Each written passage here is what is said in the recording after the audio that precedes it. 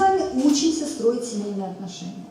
Мы с вами, замечу, Вселенная, само слово, меня вселили в определенную планету, в определенную семью, в определенные условия, для того, чтобы я получала те уроки, которые мне нужны. Поэтому мы с вами рождаемся в той или иной семье. Поэтому мы с вами встречаем тех или иных людей. Никак не пересекаемся между собой. Да? Кто-то родился в многодетной семье, кто-то родился один. То есть это все определенные условия для того, чтобы мы с вами расширяли свое сердце. Это не просто так, математически точно.